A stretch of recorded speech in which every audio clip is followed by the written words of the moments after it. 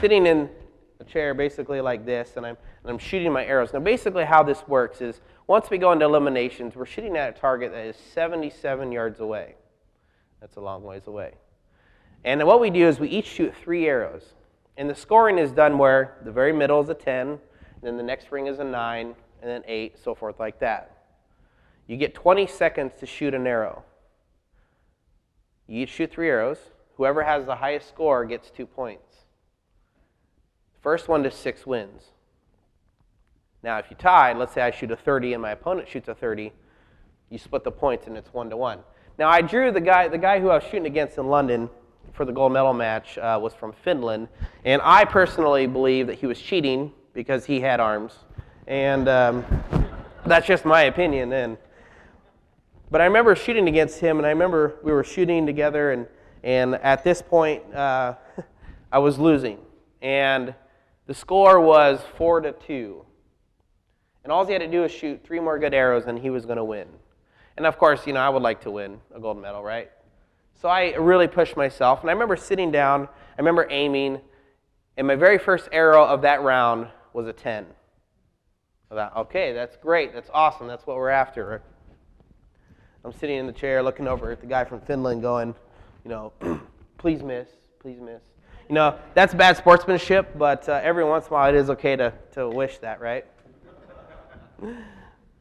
He shot well, he shot a 10. I'm like, okay, that's fine, I can handle that. So then the next time I aimed, and I was aiming and aiming, and I shot, and it was a 10. I'm like, okay, so now I got 2 10s in a row, so the odds are basically in my favor to 2 10s in a row. That's 20 points, that's close to perfect. And up to this point, nobody was shooting perfect. Look over from the guy from Finland, and he shoots a 10. Like, we are still tied. I remember loading that last arrow and thinking to myself, what a great opportunity I have. 3 years ago, I never thought I would be in this position, shooting for a gold medal. I was at home trying to figure out what I was going to do with my life, and now look at where I'm at. I'm shooting for a gold medal to represent the United States of America. I remember sitting down, grabbing an arrow, and I remember aiming. Now, one of the things that I told you about earlier was that you get 20 seconds to shoot an arrow.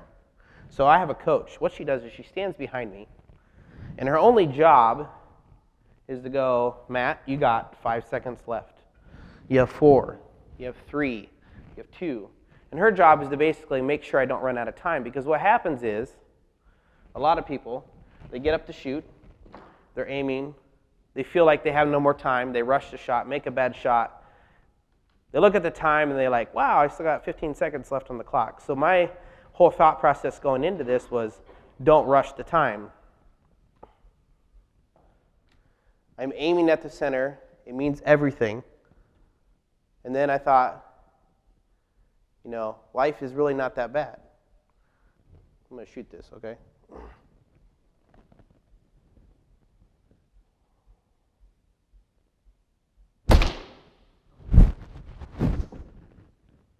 Now, I'm one of these athletes who likes to share. I very strongly believe that if it wasn't for people who supported me to get me to where I'm at, yes, archery is an individual sport, but you still have to have people that support you, right? So I'm a firm believer of sharing. So after this is all over, if you'd like to come up, you may hold this, you may take pictures with it, you may put it on. There are a couple things I want to remind you of, though. If you guys decide to run, I did not go to London for athletics. I went for archery, and I do hold the world record for the longest accurate archery shot, okay, which is 230 yards. But for me, the quest is still going. I'm still working hard every day. My goal now is to go to Rio.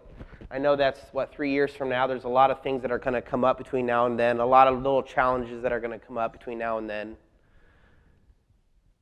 But if you can think back at how my story started, and I understand there's a lot of people in here from, going through different things. They're business people. Everybody's situation is different, but we also have something in common if we want to be successful.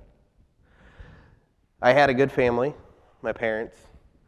I had people like my coaches, my wife, my agents, and of course you can't forget my parents, who were all around me. And if you don't surround yourself with people who are strong or people who are going to be encouraging you to do your best, to be your best at all times, it's not going to work out that great for you. You need people around you all the time that are going to say, hey, Matt, I believe that you can go to Rio and win a gold medal.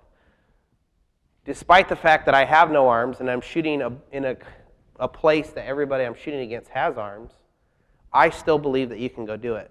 And it's the same way with you guys and whatever you guys have going on. It's the same way. Keep people around you that are going to be supportive of you. Keep people around you who are going to push you to be the best at no matter what it is. And if you do that, I promise you, you guys will be very successful. Thank you very much. You guys were awesome.